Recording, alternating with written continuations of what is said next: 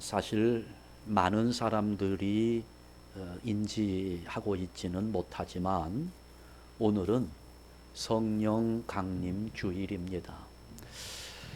물론 이것이 성경에 나오는 절기는 아닙니다만은 우리 교회가 아주 중요하게 생각하는 절기, 성탄절, 부활절, 그리고 성령 강림절, 또 추수감사절, 중요한 절기들인데 이 성령 강림절은 언제부턴가 점점 잊혀져 가는 절기로 이렇게 되어가고 있습니다.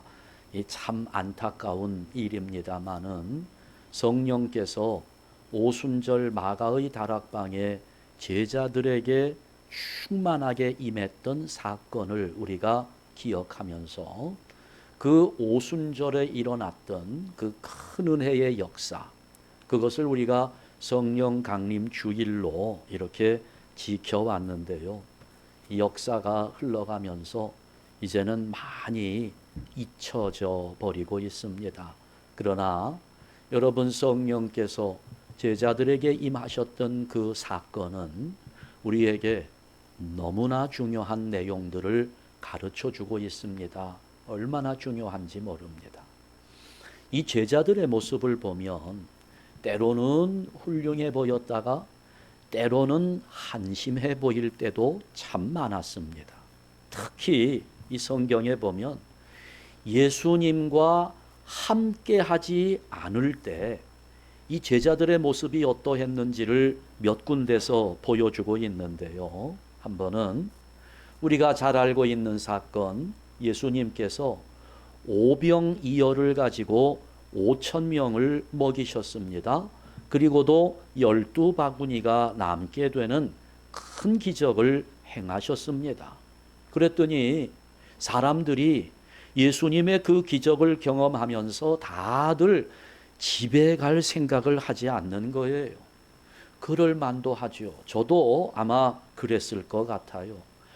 아니, 이분이 도대체 어떤 분인지 예수님 옆에 붙어만 있으면 그냥 마음이 시원해지는 말씀도 들을 수 있고 질병도 고쳐주시고 거기에다가 먹는 문제까지 해결되는 겁니다. 그러니 사람들이 예수님 곁을 떠나지 않으면서 이 예수님을 우리의 왕으로 모시자고 이야기하는 겁니다. 그런데 여러분, 이런 것들이 예수님 입장에서 보면 정말 이런 생각들은 위험한 발상들입니다. 지금 여기에 이 산에 약 2만 명 정도의 사람들이 모여 있습니다. 성인 남자, 20세 이상의 남자만 5,000명이었기 때문에 여자들과 아이들까지 합친다면 수만 명의 사람들이 모여 있는데 이렇게 많은 사람들이 모여서 예수님의 기적에 도취되어 가지고 예수님을 왕으로 삼으려고 하는 거지요. 그래서 정말 이들의 뜻대로 예수님을 왕으로 삼게 된다면 로마 정부의 입장에서 볼 때 이것은 대역죄에 해당합니다. 쿠데타를 일으킨 겁니다. 역정모의를 하는 거죠. 자기들은 예수님의 위대함을 인정하면서 예수님께 잘 해드린다고 하는 일처럼 보이지만 결과적으로 이런 일들은 예수님을 의미 없는 죽음으로 몰아갈 수 있는 상황이 되는 겁니다. 예수님은 이 땅에 많은 사람의 영혼을 구원하기 위해서 오신 분인데 엉뚱하게 대역죄인으로 몰려서 쿠데타를 일으켰다고 로마 정부에 잡혀가서 죽임을 당하게 된다면 예수님의 죽음은 의미를 잃어버리게 되는 거지요. 그러니 자칫하면 이런 일들이 인류 구원에도 큰 영향을 미칠 수 있는 위험한 상황이 되는 것입니다. 그래 예수님께서는 그렇게 자기를 왕으로 삼고자 하는 사람들을 뒤에 남겨두고 혼자 산으로 올라가셨습니다. 그러자 이제 제자들은 저물역에 배를 타고 바다 건너편으로 건너가는데 풍랑이 일어나는 겁니다. 바다에 큰 풍랑이 일어났습니다. 그러니 그 풍랑 앞에서 배를 탄 제자들이 뭔가 자기들의 목숨을 구하기 위해서 이런저런 노력을 하게 되는데 예수님이 안 계시니까 아무것도 할 수 없는 겁니다. 이들이 사실은 그 예수님 제자 중에 어부 출신들이 많았어요. 바다에서 잔뼈가 굵은 제자들인데 그들조차도 아무리 애를 써도 소용이 없는 겁니다. 제자들이 이렇게 고생하는 것을 알고 계셨던 예수님께서 물 위를 걸어오십니다. 제자들은 그 물 위를 걸어오는 예수님을 유령인 줄 알고 엄청난 공포에 휩싸이게 됩니다. 이제는 우리가 끝났구나, 죽었구나, 내 인생 여기서 마지막 종을 치는구나, 아마 이렇게 생각되었던 것 같아요. 그러니 여러분 보세요. 예수님이 곁에 계시지 않을 때 제자들은 이렇게 초라했습니다. 아니 예수님과 함께 있을 때는 제자들이 얼마나 늠름했습니까? 무엇이라도 다 할 수 있을 것 같았습니다.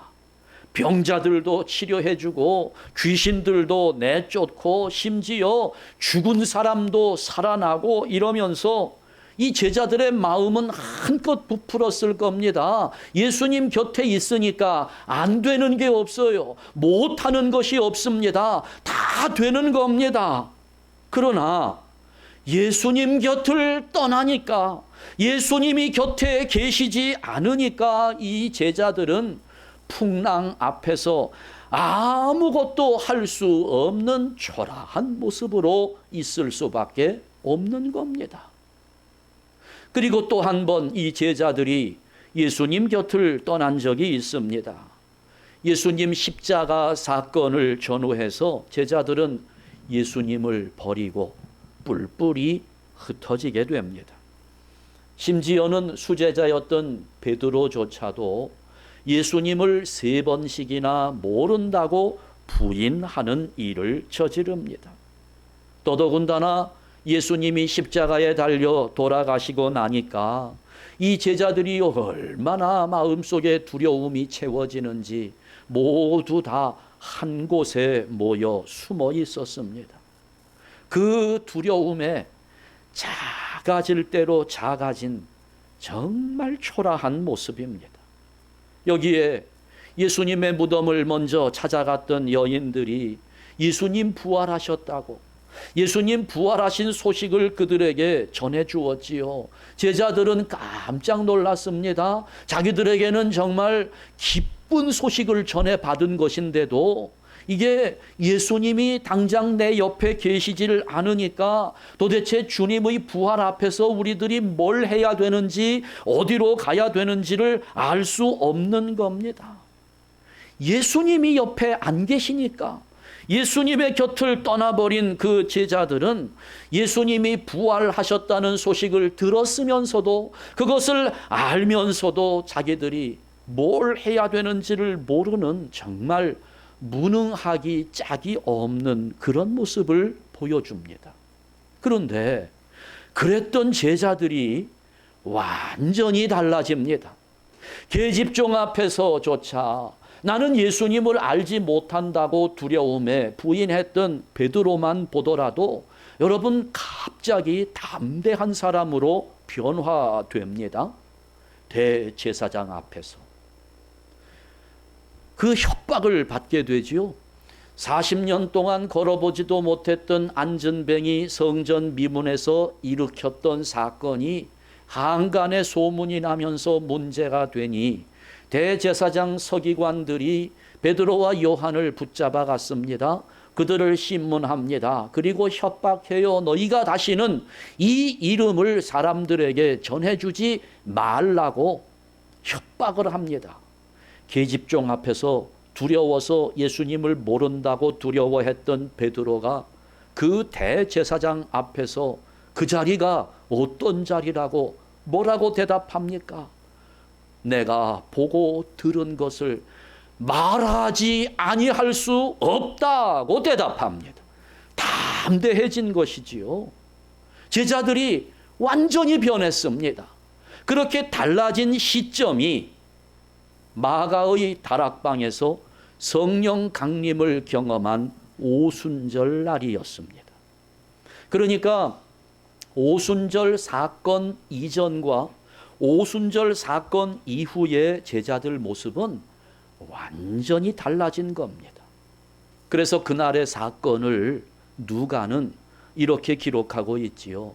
사도행전 2장 1절부터 4절까지의 말씀을 보면 오순절 날이 이미 이름에 그들이 다 같이 한 곳에 모였더니 호련히 하늘로부터 급하고 강한 바람 같은 소리가 있어 그들이 앉은 온 집에 가득하며 마치 불의 혀처럼 갈라지는 것들이 그들에게 보여 각 사람 위에 하나씩 임하여 있더니 그들이 다 성령의 충만함을 받고 성령이 말하게 하심을 따라 다른 언어들로 말하기를 시작하니라. 이렇게 기록합니다.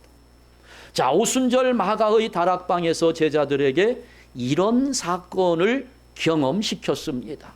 자, 그런데 우리가 이 사건의 진술만 가지고는 성령이 임했을 때 왜 이런 놀라운 변화가 일어나게 되었는지 자세하게 알 수 없습니다. 어때요? 그렇다면 여기 지금 이 오순절 마가의 다락방에서 일어났던 사건 속에 나타난 현상이 몇 가지가 있지요. 우선 하늘로부터 급하고 강한 바람 같은 소리가 있었다는 겁니다. 그 다음에는 불의 혀처럼 갈라지는 것들이 보였다는 거예요. 그러면서 성령 충만을 받았고 방언, 다른 언어들로 말하기를 시작했다. 방언을 했다는 것입니다.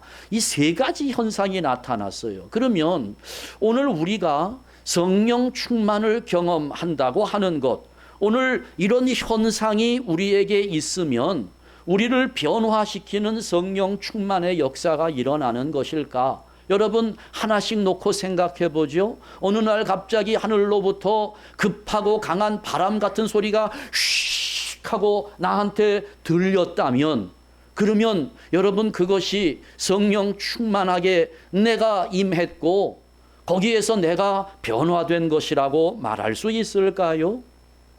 어느 날 불의 혀같이 갈라지는 것을 보게 되면 그러면 그 사람이 변화된 것일까요? 방언을 말하게 되면 그러면 그 사람이 성령 충만을 받은 것이고 변화된 삶을 살아갈 수 있는 것일까요? 여러분, 우리가 오해하지 말아야 할 부분은 이런 것들은 성령 충만을 받았을 때 나타나는 현상들일 뿐이라는 사실입니다. 우리는 본질을 깨달아야 합니다. 성령의 역사에 대해서 이것만 가지고 설명하기는 많이 부족합니다. 그래서 우리는 이 성령의 역사에 대해서 더 깊게 설명해 주는 진리로 들어가야 되는데 오늘 우리가 읽은 요한복음 14장 말씀이 오순절 성령 강림의 놀라운 일을 설명해 주고 있는 겁니다. 자, 우선 오늘 우리가 이 말씀을 들으면서 먼저 생각해야 할 것이 있습니다. 인정해야 될 것이 있어요. 뭔가 하면 우리들 역시 주님이 곁에 안 계시면 아무것도 할 수 없는 존재라는 사실을 인정하고 들어가야 합니다. 우리도 주님을 떠나면 반대로 주님이 내 곁을 떠나시면 우리는 아무것도 할 수 없는 존재들입니다. 제자들 3년 반 동안이나 예수님과 함께 했습니다. 같이 동고동락했어요. 그럼에도 불구하고 여전히 주님이 함께 하지 않으면 아무것도 할 수 없는 자들이었습니다. 우리 역시 마찬가지예요. 신앙의 연륜과 상관없습니다. 50년 아니라 오래 장수해서 내가 모태신앙으로 100세를 장수하며 100년 동안 내가 예수를 믿어왔다 할지라도 주님이 함께 하지 않으면 아무것도 할 수 없는 초라한 존재일 수밖에 없다는 것입니다. 이걸 전제하고 들어가야 합니다. 아무것도 할 수 없습니다. 우리 힘을 가지고는. 그러기 때문에 우리들 역시 이 사건을 경험해야 되는데, 이 성령 충만의 사건, 이걸 우리가 경험해야 우리에게도 거부할 수 없는 하나님의 능력으로 변화되는 일들이 시작되는 것입니다. 그렇다면 이런 성령 충만한 역사는 과연 어떤 것일까? 본질을 깨우쳐야 합니다.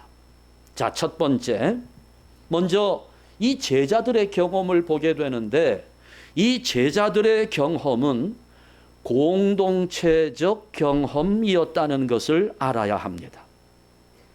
자, 그런데 보통 우리가 공동체적 경험이라고 하면 사람들은 대개는 그렇게 생각해요. 일상에서 멀리 떨어져서, 그래서 일상생활과는 좀 단절을 시키고, 그러면서 어떤 기도원이나 이런 세속적인 것과는 좀 동떨어져 있는 그런 곳에서 주님만 생각하면서 사는 삶을 상상합니다. 뭐 예전에 수도원 생활을 했던 수도사들이나 뭐 이런 사람들의 삶을 연상하기가 쉽습니다. 여러분, 그러나 이것은 공동체에 대한 엄청난 오해입니다. 공동체는 공간과 상관이 없습니다. 또 생활의 패턴과도 상관이 없습니다. 공동체라는 것은 우리의 관계를 설명해 주는 말입니다. 오늘 우리의 관계가 함께하는 관계인가를 생각나게 해주는 말입니다. 오늘 우리가 어떤 관계 속에 있는가, 함께하고 있는 관계를 이루고 있는가 하는 것이 중요한 것입니다. 오늘 본문 10절 말씀에서 예수님은 공동체가 무엇인가를 분명하고 정확하게 설명해 줍니다. 내가 아버지 안에 거하고 아버지는 내 안에 계신 것을 내가 믿지 아니하느냐? 내가 너희에게 이르는 말은 스스로 하는 것이 아니라 아버지께서 어디에 계셔서요? 내 안에 계셔서 그의 일을 하시는 것이라.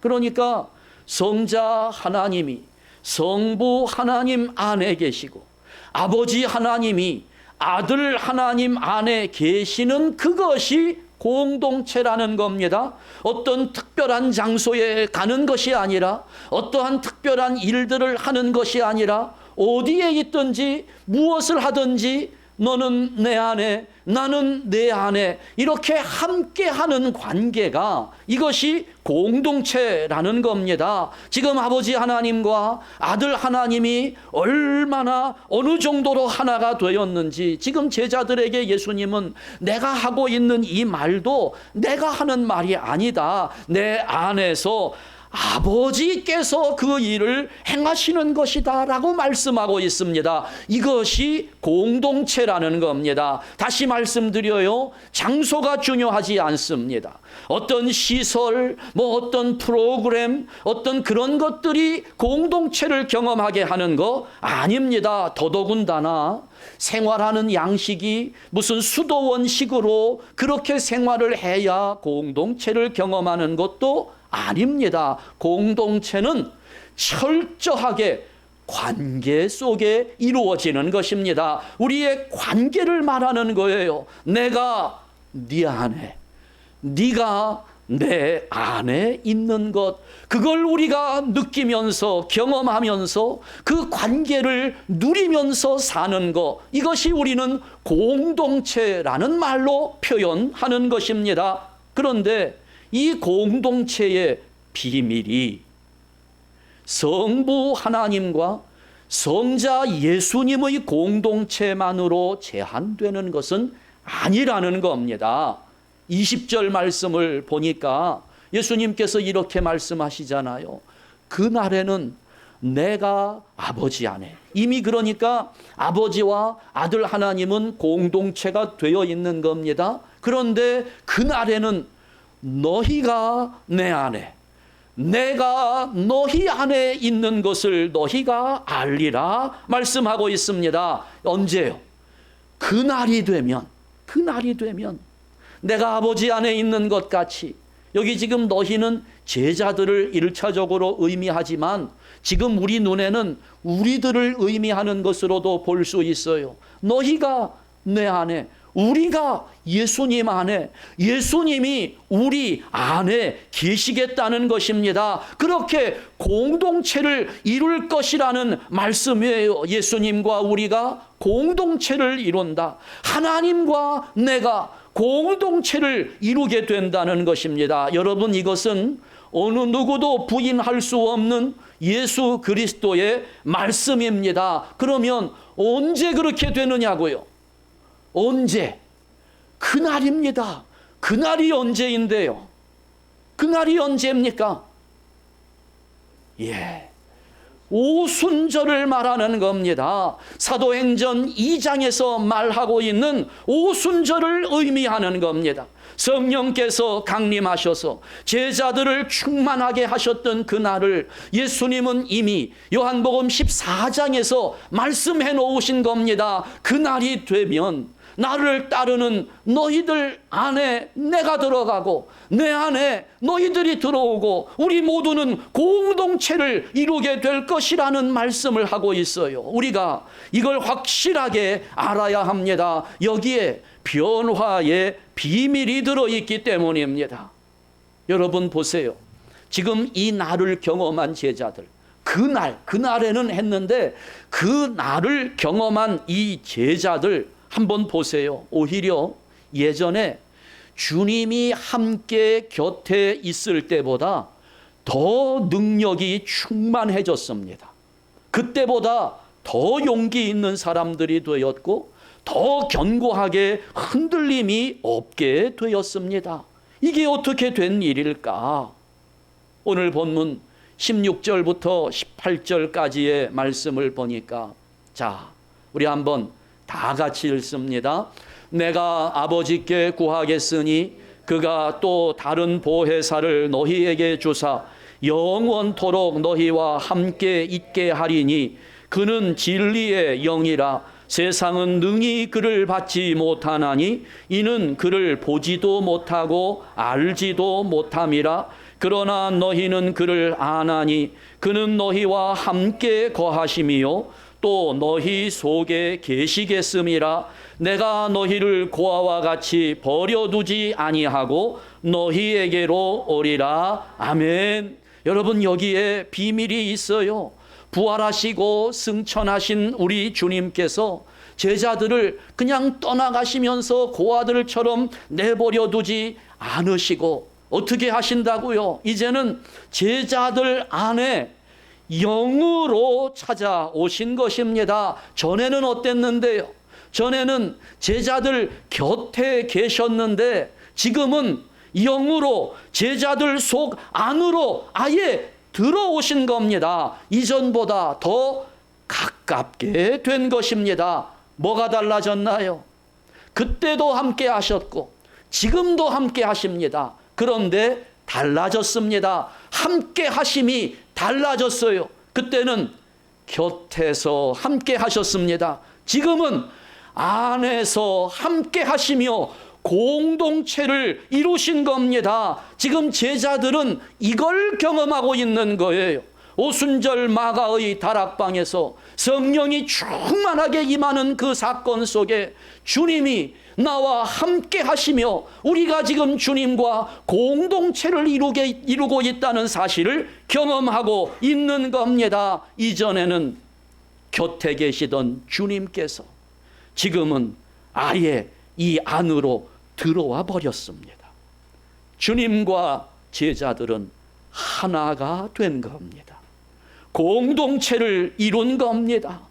처음에 우리 예수님은 하나님의 아들이신데 인간의 육체를 입으시고 이 땅에 오셔서 십자가를 지시고 우리의 죄를 사해 주심으로 우리가 하나님의 성전이 될 수 있도록 정결하게 해주셨습니다.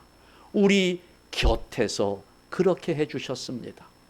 그러더니 이번에는 성령으로 오셔서 우리를 성전 삼으시고 이 안에 거하시게 되었다는 겁니다.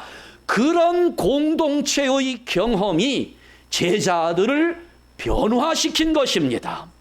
오늘 우리 한샘교회 성도 여러분들도 이런 경험을 가질 수 있기를 저는 간절히 바랍니다. 아니요, 이미 우리가 경험하고 있는데 느끼지 못해요. 깨닫지 못하고 있습니다. 알지 못하고 있습니다. 여러분 분명하게 믿으시기를 바랍니다. 우리 주님께서 영으로 우리 안에 들어와 계셔서 너희가 내 안에 너희가 있으며 하나의 공동체가 되었다는 사실을 믿으시기 바랍니다. 그러면서 두 번째로 이런 공동체가 능력이 된다는 사실을 알아야 합니다. 이것이 능력입니다. 12절 말씀을 우리가 함께 보실 텐데요. 다 같이 읽습니다. 내가 진실로 진실로 너희에게 이르노니 나를 믿는 자는 내가 하는 일을 그도 할 것이요 또한 그보다 큰 일도 하리니 이는 내가 아버지께로 감이라. 아멘. 어때요? 나를 믿는 자는 예수님 하시는 일처럼 그 일을 나도 할 수 있대요. 더더군다나 더 발전합니다. 그보다 어떤 일도 해요? 누구보다요? 예수님보다도 큰 일을 할 수 있다는 겁니다. 어떤 분들이 아니 우리가 어떻게 예수님보다 큰 일을 할 수 있느냐고, 아니 그런 경망스러운 생각을 어떻게 하느냐. 아무리 우리가 불경스러워도 이건 아니지. 이거는 그냥 우리가 뭔가 할 수 있다는 것을 예수님께서 강조해서 하신 말씀이지 우리가 어떻게 예수님보다 더 큰 일을 할 수 있겠는가. 참 겸손한 분들이 많이 계세요. 그러나 여러분, 이것은 겸손과 교만을 떠나서 이런 말은 불신앙의 말입니다. 우리가 주님과 내가 공동체를 이루었다는 것을 바르게 이해한다면 그런 말은 할 수 없는 겁니다. 여러분, 주님이 하시는 일을 우리도 하고 또 주님보다 더 큰 일을 한다는 거, 그게 어디 우리 능력으로 하는 겁니까? 착각하지 맙시다. 내가 하는 것이 아니라 내 안에 계신, 나와 지금 공동체를 이루고 계신 성령님께서 지금 이 안에 들어와서 주님께서 행하시는 겁니다. 내가 하는 것이 아니라는 거지요. 그러니 우리가 어떻게 할 수 있느냐고 겸손해 보이지만 이거는 불신앙의 말이 되는 겁니다. 엄청난 교만이 되는 거예요. 13절 14절 말씀을 보면 이건 분명해집니다. 확실해집니다. 13절 14절 다 같이 읽습니다. 너희가 내 이름으로 무엇을 구하든지 내가 행하리니 이는 아버지로 하여금 아들로 말미암아 영광을 받으시게 하려 함이라. 내 이름으로 무엇이든지 내게 구하면 내가 행하리라. 아멘. 누가 한다고요? 주님께서 하신다는 겁니다. 너희가 내 이름으로 무엇을 구하든지 누가 한다고요? 내가 행하리니. 내 이름으로 무엇이든지 내게 구하면 누가 합니까? 내가 행하리라. 주님이 하신다는 겁니다. 내가 기도할 때 우리 주님께서 하시는 겁니다. 그러니 내가 한 일은 주님의 이름으로 기도한 것뿐입니다. 그러니 내가 기도할 때 주님께서 행하시니까 이전에 우리가 경험했던 주님의 일보다 더 큰 일들도 얼마든지 일어날 수 있는 것입니다. 여러분, 우리가 내 힘으로 하려고 하지 맙시다. 우리 힘으로 하려고 하지 말자고요. 할 수도 없고 되지도 않습니다. 내 안에서 나와 공동체를 이루고 계시는 주님이 행하시도록 기도하는 것이 우리의 할 일의 전부라는 것입니다. 여러분, 이것이 성령 충만입니다. 나와 주님이 하나의 공동체를 이루면서 내가 기도할 때 내 안에 계시는 성령님께서 일하도록 하시는 것, 그것이 성령 충만이요, 그것이 나를 변화시키는 능력이 된다는 것입니다. 물론 이렇게 우리가 주님과 하나가 되었을 때, 우리를 통해서 주님이 역사하실 때, 그때는 질병도 치유할 수 있어요. 귀신도 내쫓을 수 있습니다. 때로는 방언도 할 수 있고 예언도 나오게 됩니다. 여러 가지의 은사적인 것들이 나올 수 있어요. 그러나 여러분, 그런 것들이 본질이 아닙니다. 그것은 현상입니다. 성령 충만하게 되면 그런 현상들이 나타나게 되어 있는 거예요. 그러니 많은 사람들 오늘도 이런 신비 현상들만 쫓아다니는 그런 분들이 도처에 널려 있어요. 여러분, 우리는 그렇게 그런 것 쫓아다니기보다는 오늘 지금 내 안에서 내가 기도할 때마다 역사하시는 주님의 능력을 바라보며 기도하게 되면 오늘 우리를 통해서 이런 현상들은 얼마든지 나타날 수 있는 것입니다. 그걸 우리가 목적할 것이 아니라 내 안에 주님과 내가 하나의 공동체를 이루는 것을 바라보면서 내가 지금 할 수 있는 것은 주님의 이름으로 기도하는 것뿐이다. 그것을 아는 것이 성령 충만입니다. 주님께서 행하시도록 내 안에서 성령께서 일하시는 것, 이것이 성령 충만입니다.